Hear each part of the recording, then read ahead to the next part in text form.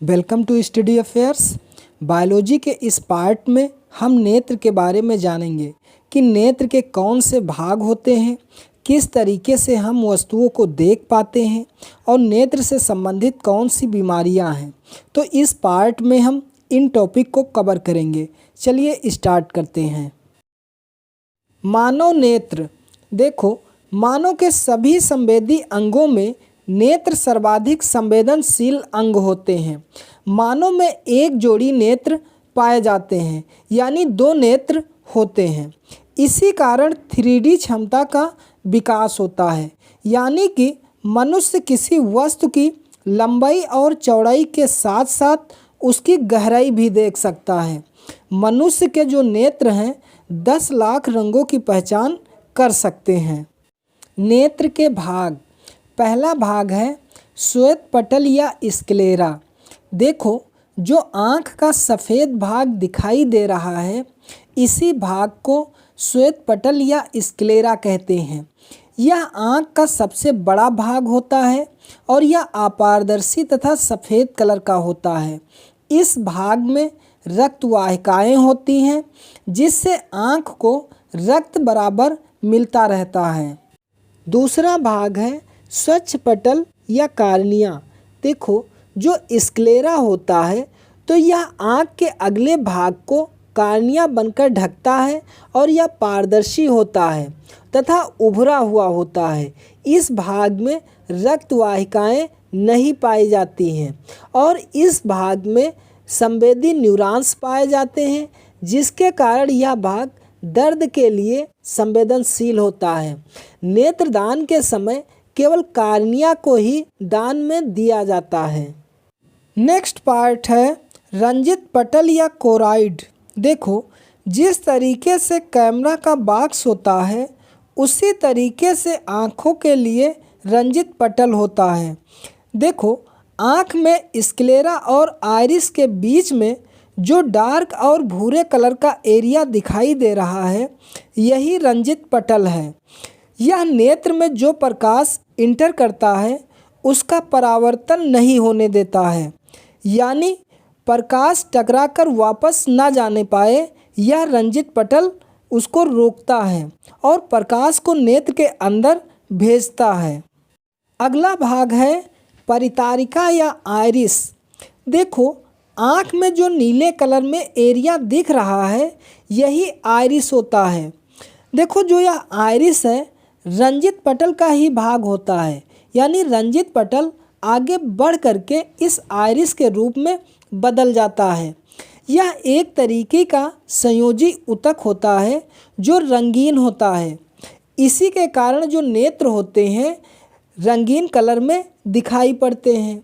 जिस तरीके से कैमरा में डायफ्राम होता है, उसी तरीके से नेत्रों में आइरिस होता है, यानी कि यह नेत्र के अंदर जो प्रकाश इंटर करता है तो उस पर कंट्रोल रखता है। आइरिस के बीचों बीच में पुतली होती है, जिसे नेत्र तारा भी कहते हैं। देखो, यह काले कलर में होती है, लेकिन वास्तव में यह एक छिद्र होता है। इसी के थ्रू नेत्र में जाने वाला प्रकाश इंटर करता है। देखो, आँखों को क्षति से बचाने के लिए ये पुतलियाँ अपने आकार को घटा और बढ़ा सकती हैं। देखो, जब अधिक प्रकाश होता है तो ये सिकुड़ जाती हैं और जब कम प्रकाश होता है तो ये फैल जाती हैं।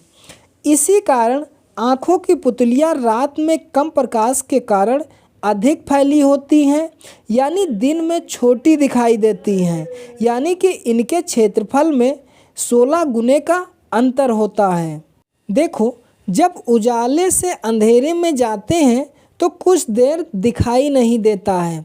देखो, जब हम उजाले में होते हैं तो अधिक प्रकाश होने के कारण वहाँ पर हमारी आँखों की पुतलियाँ सिकुड़ी रहती हैं, लेकिन जैसे हम अंधेरे में आते हैं तो आँखों की पुतलियों को फैलने के लिए कुछ समय लगता है, जिसके कारण हमें कुछ समय दिखाई नहीं पड़ता है।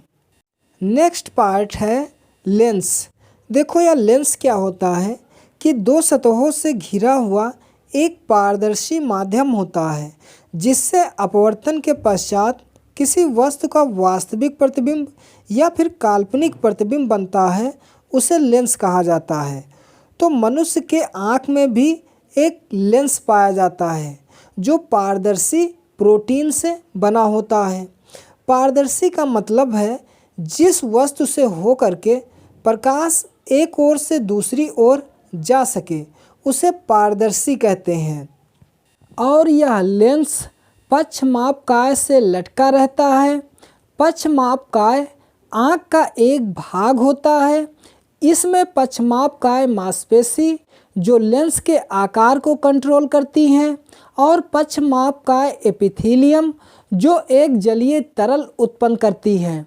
पक्षमापकाय लेंस की समायोजन क्षमता के लिए भी उत्तरदायी होता है। लेंस की समायोजन क्षमता क्या होती है? देखो, लेंस की वह क्षमता जिसके कारण वह अपनी फोकस दूरी को समायोजित करके दूर और निकट की वस्तुएं नेत्र के रेटिना पर फोकस बनाएं, लेंस की समायोजन क्षमता कहलाती है। देखो, जो मनुष्य के लेंस की क्षमता होती है +20 डायोप्टर होती है, और मनुष्य के संपूर्ण नेत्र तंत्र की जो क्षमता होती है +62 डायोप्टर होती है। अगला पार्ट है रेटिना। देखो, आप पर्दे पर मूवी तो देखे ही होंगे। जब उस पर्दे पर लाइट डाली जाती है तो उस पर्दे पर मूवी चलने लगती है, इमेज बन जाती है। तो रेटिना भी उसी पर्दे के तरीके से ही होती है। जब हम किसी वस्तु को देखते हैं तो उस वस्तु से निकलने वाली प्रकाश की किरणें जब नेत्र में इंटर करती हैं तो जो पक्षमापकाय होता है में जलीय तरल भरा होता है। इस तरल के द्वारा प्रकाश की किरणों को अपवर्तित कर दिया जाता है, और फिर आइरिस से गुजरती हुई ये प्रकाश की किरणें लेंस से होकर के गुजरती हैं। तो लेंस इन्हें अपनी फोकस दूरी के अकॉर्डिंग झुका देता है, और अब ये किरणें रेटिना पर पड़ती हैं, जिससे रेटिना पर वस्तु का छोटा, उल्टा और वास्तविक इमेज बनाती हैं। रेटिना की संवेदी कोशिकाएं उत्तेजित हो जाती हैं और ये न्यूरॉन्स के थ्रू ब्रेन में पहुंचती हैं। ब्रेन्स इन सूचनाओं को पढ़ लेता है, जिससे हमें वस्तु का ज्ञान हो जाता है। देखो, आँख की रेटिना बहुत ही संवेदनशील होती है। यदि आँखों में बहुत अधिक प्रकाश इंटर कर जाए तो ऐसे में यह फट भी सकती है, और इस रेटिना का ट्रांसप्लांटेशन भी नहीं हो पाता है। इसी कारण जो आँखों की पुतलियाँ होती हैं वे अधिक प्रकाश में सिकुड़ जाती हैं, ताकि अधिक प्रकाश नेत्रों में इंटर ना कर पाए। आँखों की रेटिना में 2 तरीके की कोशिकाएं पाई जाती हैं, एक रॉड सेल्स और दूसरी कॉन सेल्स। रॉड सेल्स, देखो, जो ये रॉड सेल्स होती हैं तो ये प्रकाश की तीव्रता यानी कि अंधेरे और उजाले के लिए सुग्राही होती हैं, यानी कि इन्हीं रॉड सेल्स के द्वारा हमारे नेत्र अंधेरे में भी देख पाते हैं। देखो, जब हम अंधेरे में जाते हैं या फिर जब सूर्यास्त हो जाता है, अंधेरा छा जाता है, तब भी हम अपने नेत्रों से वस्तुओं को देख पाते हैं। तो यह इन्हीं रॉड सेल्स के द्वारा संभव हो पाता है। लगभग 9 मिलियन के आसपास रॉड सेल्स रेटिना में पाई जाती हैं। दूसरी कोशिका है कॉन सेल्स।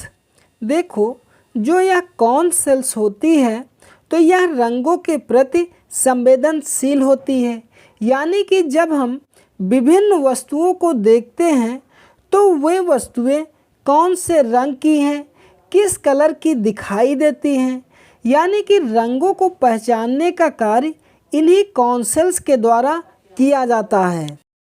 अच्छा, तो क्या आप जानते हैं कि रात में वस्तुओं के रंग फीके क्यों दिखाई देते हैं? देखो, जब दिन होता है तो वस्तुओं के रंगों को कॉन सेल्स पहचानती हैं, लेकिन जब रात हो जाती है तो रॉड सेल्स रंगों को पहचानने का कार्य करने लगती हैं। तो ये जो रॉड सेल्स होती हैं ये अंधेरे में देखने के लिए तो बहुत अधिक सक्षम होती हैं, लेकिन रंगों के प्रति ये बहुत कम सक्षम होती हैं। इसी कारण रात में वस्तुओं के रंग फीके दिखाई देते हैं। देखो, अंधेरे में देखने के लिए आँख की रेटिना में रॉड सेल्स और कॉन सेल्स पाई जाती हैं। तो ये रॉड सेल्स में रेडाप्सिन और कॉन सेल्स में एडाप्सिन नामक पिगमेंट यानी वर्णक पाए जाते हैं। ये दोनों वर्णक विटामिन ए से बनते हैं।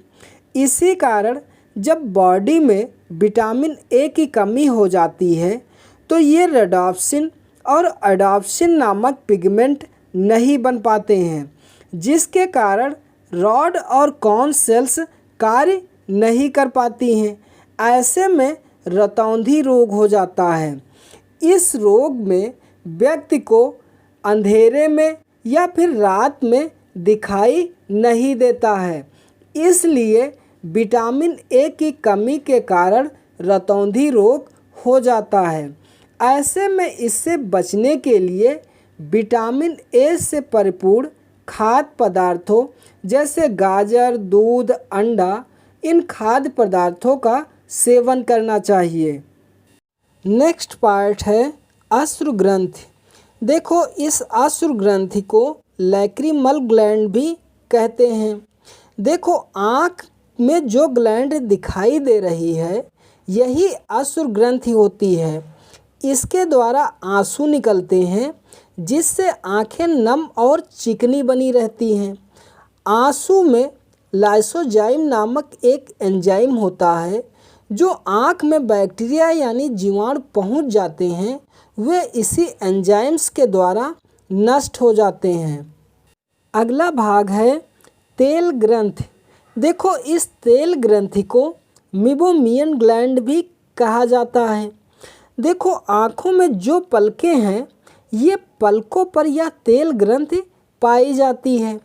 इससे जो पदार्थ निकलता है वह तैलीय प्रकृति का होता है और इस तैलीय प्रकृति के पदार्थ का काम होता है कि जो पलकें होती हैं इनको आपस में चिपकने नहीं देता है।